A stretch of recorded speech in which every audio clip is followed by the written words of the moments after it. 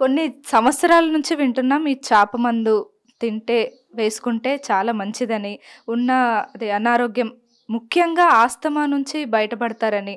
అంటే దీని వెనక ఉన్న రహస్యం ఏంటి సార్? అంటే దాన్ని ఎలా తయారు చేస్తారు? చేప మందుకున్న విశిష్టత ఏంటి? ఈ వివరాలన్నీ మా ప్రేక్షకుల కోసం చెప్తే ఒకసారి వింటాం సార్. ఇది మాది 179వ సంవత్సరం అండి. ఈ చేప ప్రసాదాన్ని తయారు చేసుకుంటూ 179 సంవత్సరాల క్రితం మా బత్తిని వీరన్న గౌడ్ మా తాత ముత్తాత ఆయనకు ఋషిముని ఆయన చేసే దాన ధర్మాలు కారణంగా చూసుకొని ఆయనకు ఈ రహస్యాన్ని వనమూలిక రహస్యం అనేది చెప్పడం జరిగింది బత్తిని వీరన్న గౌడ్ గారికి. వారికి ఈ ప్రసాదాన్ని ఎట్లా తయారు చేయాలి, ఏ విధంగా తయారు చేయాలి అని హిమాలయాల నుంచి వచ్చిన ఆ ఋషి పుంగవులు ఎవరైతే ఉన్నారో వారు ఇక్కడ వీరన్న గౌడ్ గారి దాన ధర్మాలు దాన నిరతి చూసుకొని వారికి ఈ రహస్యం చెప్పడం మూల కారణం ఏందనంటే, దీనికి ₹1 కూడా ఏది కూడా ఆశించకుండా మన ధన సేవా కార్యక్రమంతో పాటు చేయాలి అన్నమాట. మా కుటుంబంలో వారికి అప్పుడు వీరన్న గౌడ్ సమయాన 150 మంది ఆ సమయంలో అప్పుడు అలా వస్తుండే. అయితే ఈ ప్రసాదం ముఖ్యంగా అస్తమా దగ్గుదమ్ము కోసం పనిచేస్తుంది ఈ ప్రసాదం. దగ్గుదమ్ము వచ్చినప్పుడల్లా ప్రతిసారి కూడా చాలామంది ఎంతో వ్యయ ప్రయాసాలు చేసుకుంటూ తన ధనాన్ని పోగొట్టుకుంటూ నయం కాని పరిస్థితులలో కూడా ఇక్కడికి వచ్చిన వాళ్ళు ఎంతోమంది, కొన్ని వేల మందికి మనము చెప్పవచ్చు. ఇప్పుడు కూడా మీరు వెళ్ళినట్టయితే ఎగ్జిబిషన్ గ్రౌండ్లో మీరు లైవ్గా ఇంటర్వ్యూ చేసినా కానీ కూడా అక్కడ చాలామంది చెప్తారు. కానీ మేము ఎప్పుడు కూడా ఎక్కడ కూడా దీనికి ఎక్కడ ఆశించకుండా చేస్తున్నాం. ఇప్పుడు మా ఇంటి పరిస్థితికి కూడా మీరు చూసుకోవచ్చు ఎలా ఉన్నాం. ప్రతి సంవత్సరము మేము ఎంతనైతే ఆర్జిస్తామో మేము అందులో నుంచి మన ధర్మంలో, హిందూ సనాతన ధర్మంలో చెప్పడం జరగడం ఏంటంటే 25% మటుకు మీరు ప్రతి వారు కూడా 25% దాన ధర్మాలకు వేచించాలి అనేది ఒక నియమం ఉండింది. అదే ప్రకారంగా మేము అన్నదమ్ములం అందరూ కూడా మా తాత ముత్తాతల సమయం నుంచి కూడా ఈ ప్రసాదాన్ని తయారు చేసుకుంటూ మేము ₹1 కూడా ఆశించకుండా ఈ ప్రసాదాన్ని తయారు చేస్తాం. తయారు చేసి ఇక్కడ 1998 వరకు కూడా ఇక్కడ దుద్బోలిలోనే ఇచ్చుకుంటూ వచ్చాం. దాని తర్వాత అప్పుడు కమ్యూనల్ ఇది జరిగినప్పుడు ఇక్కడ నుంచి ఇంకా మెరుగైన సేవ అందించాలని చెప్పి ఎగ్జిబిషన్ గ్రౌండ్స్కి ఇక్కడ నుంచి నిజాం కాలేజ్ అక్కడి నుంచి ఎగ్జిబిషన్ గ్రౌండ్స్కి మేము ఈ ఇంటిది ప్రశిష్టత ఏందనంటే, ఋషి పుంగవులు ఎవరైతే వచ్చి ఉన్నారో మా ఇంటి బావికి బ్లెస్ చేయడం జరిగింది, ఆశీర్వదించడం జరిగింది. ఎంతవరకు కూడా ఈ ప్రసాదాన్ని ఇక్కడి నుంచి బయటి దేశాలకే కానీ విదేశాలకే కానీ ఎక్కడికి కూడా ఇక్కడి నుంచి బయటికి వెళ్ళొద్దు. ఈ ప్రసాదాన్ని ఇక్కడనే తయారు చేసుకోవాలి మరియు ఈ బావి నీళ్ళనే వాడుకోవాలి. గత ఎండాకాలంలో నుంచి కూడా ఎప్పుడు కూడా విపరీతమైన 1996లో విపరీతమైన కరువు వచ్చినప్పుడు కూడా ఈ బావి ఎప్పుడు కూడా ఎండలేదు. ఇప్పటికీ కూడా మీరు చూసుకున్నట్టయితే 7 అడుగులు 6 అడుగుల లోపటనే నీళ్లు ఉంటాయి. ఇప్పుడు ఆ బావి ఎంత లోతుంది సార్? మేము ఇందాకనే చూసినాం అది. అంటే ఎప్పుడో పాత కాలంలో చాలా కొన్ని ప్లేస్లలో మాత్రమే బావి ఉంటుంది. కానీ ఇందాక అంటే ఆ బావిలో ఉండే నీళ్లు మాత్రమే వాడి ఆ మందు తయారు చేయాలి, అంతేనా సార్? ఈ బావిలో ఉన్న నీళ్లు మట్టుకే వాడుకోవాలి. ఈ ఇంటికి నియమం ఒకటి, ఈ ఇంటి దగ్గరికించి ఎక్కడ కూడా వెళ్ళాం. మా కడుపున పుట్టిన ఆడపిల్లలకు కూడా మన దేశంలో బేటీ బచావో బేటీ బడావో అనేది ఒక ఉన్నది. కానీ వెనుకటి కాలం నుంచి కూడా మేము పిల్లలను మా కూతుర్లను దేవత లెక్కనే చూసుకుంటాం అన్నమాట.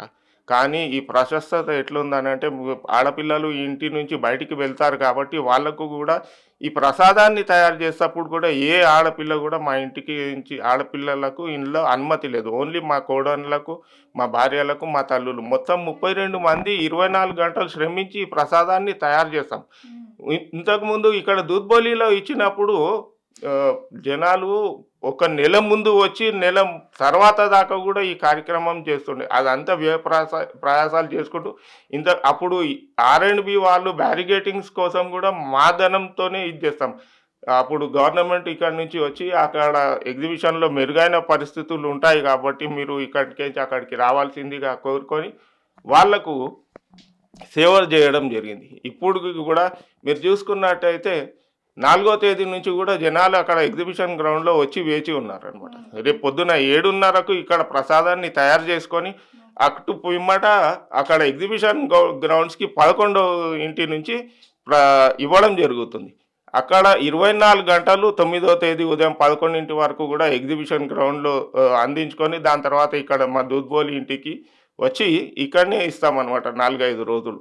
4-5 డేస్ ఈ మందుని సప్లై చేస్తారు. అంటే ఓన్లీ నాంపల్లి ఎగ్జిబిషన్ గ్రౌండ్లో మాత్రమేనా సార్, ఇంకెక్కడ ఏదైనా ప్లేస్లు ఉన్నాయా సార్?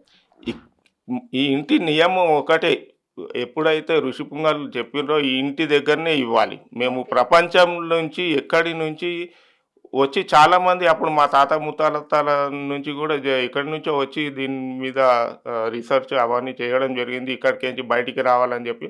యాక్చువల్లీ మాది పూర్వీకుల ఇల్లు ఇది. ఇంకొకటి మాది గౌలిపుర పూర్వీకుల ఇల్లు.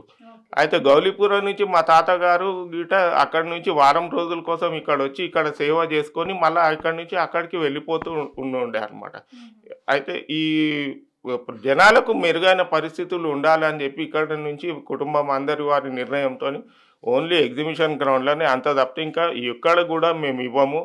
జనాలకు ముఖ్యంగా కోరుకునేది ఏంటంటే మా పేరు చెప్పుకొని ఎంతోమంది 5,000 ఇవ్వండి 6,000 ఇవ్వండి అని చెప్పి ఇంటికి పార్సల్ చేస్తాం. మేము ఇంటిలకు పార్సల్ చేయము.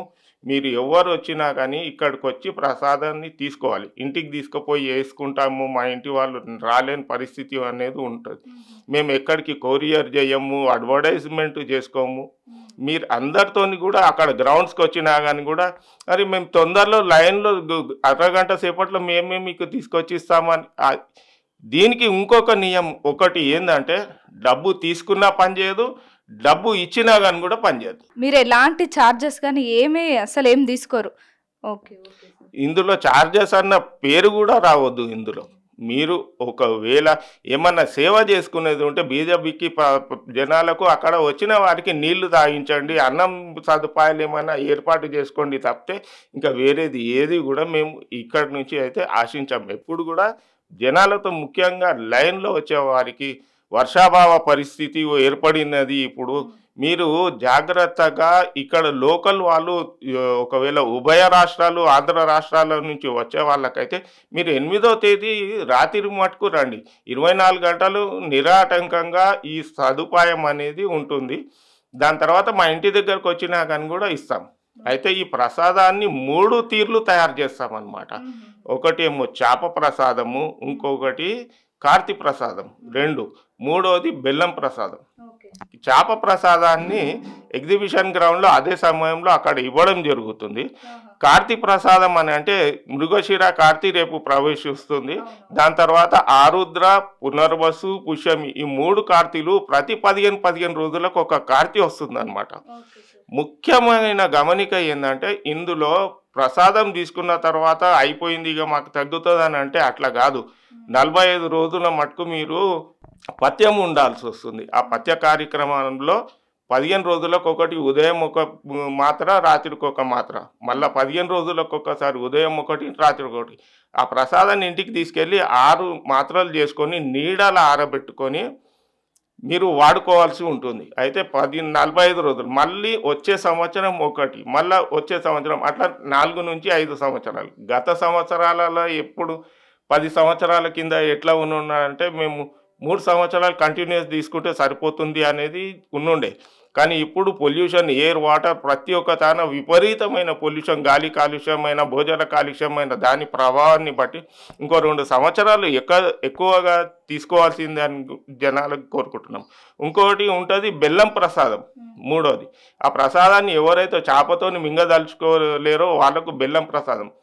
బెల్లం ప్రసాదానికి చేప ప్రసాదానికి తేడా ఏంటంటే ఒక 25% తేడా ఉంటుంది. బెల్లం ప్రసాదంలో ఒక 50% పనిచేస్తే ఈ చేప ప్రసాదంలో 70% మటుకు పనిచేస్తూ ఉంటుంది అనమాట.